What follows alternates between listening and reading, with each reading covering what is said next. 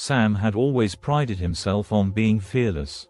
As a seasoned urban explorer, he had braved abandoned factories, decrepit hospitals, and even long-forgotten underground tunnels. So when he heard about an old farmhouse on the outskirts of town rumored to be haunted, he couldn't resist. His friends had warned him to stay away, whispering stories of people who went in and never came out. But Sam waved off their warnings. He had never believed in ghosts.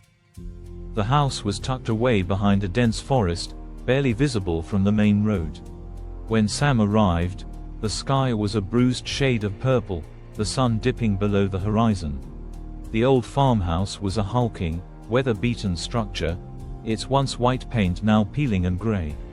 The windows were boarded up, and the front porch sagged, as if the house itself had grown tired of standing. Sam grabbed his flashlight and camera, his excitement building as he approached the front door. The air around the house was eerily still, the silence so profound it seemed to press against his ears. He pushed the heavy wooden door, which groaned in protest but gave way. The scent of mildew and rot hit him like a wall as he stepped inside. The interior was even worse than he imagined. The floor was littered with broken furniture, shattered glass, and remnants of what had once been someone's life. As his flashlight cut through the darkness, Sam noticed strange markings on the walls, deep scratches and symbols he couldn't recognize. It was clear that whoever had lived here had left in a hurry, leaving behind an unsettling mess. Sam began to explore, making his way through each room methodically. He was in his element, capturing the decay, the textures, the whispers of a life long gone. He could already picture the stunning shots he would upload later to his social media. But as he ventured deeper into the house, he couldn't shake the feeling that he was being watched.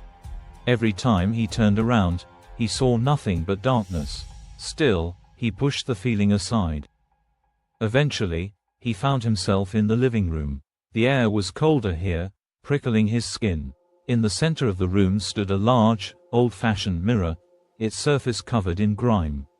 Sam approached it, wiping away some of the dust with his sleeve. As he did, he caught a glimpse of something in the reflection, something that shouldn't have been there. A shadow moved behind him. He spun around, flashlight sweeping through the darkness, but the room was empty. His heart hammered in his chest, but he forced himself to breathe deeply. "It's just your mind playing tricks on you," he told himself.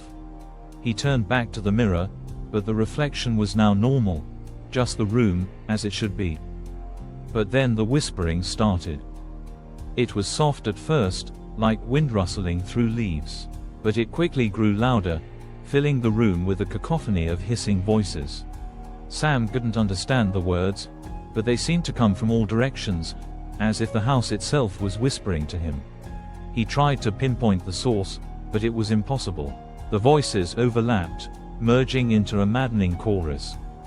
Sam's hands trembled as he gripped his flashlight, the beam shaking as he aimed it around the room. The voices grew louder, more insistent, until suddenly they stopped, leaving an unnatural silence in their wake. Then, a single word cut through the darkness like a knife: "Leave." Sam's heart lurched. He didn't believe in ghosts, but he couldn't deny the primal fear crawling up his spine. Deciding it was time to leave, he turned to head back to the front door, but as he did, a loud crash echoed from the floor above. It sounded like something heavy had fallen, or been thrown. Against his better judgment, Sam found himself drawn to the source of the noise.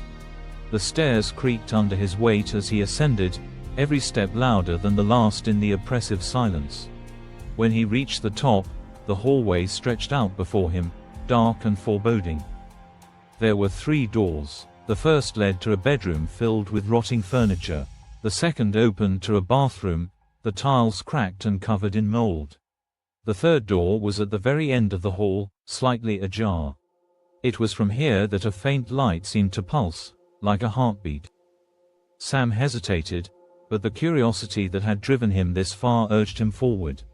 He pushed open the door with a trembling hand, revealing a small, dusty attic room. The source of the light was a single candle, its flame flickering on the floor in front of a strange circle drawn in red.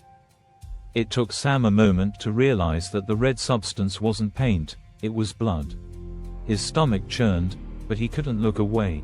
In the center of the circle lay a small, tattered book. The whispers started again, softer this time, as if coaxing him forward. Against all logic, Sam stepped into the room, his eyes fixed on the book. As soon as he crossed the threshold, the candle flickered out, plunging the room into darkness. Panicking, he fumbled for his flashlight, but it wouldn't turn on.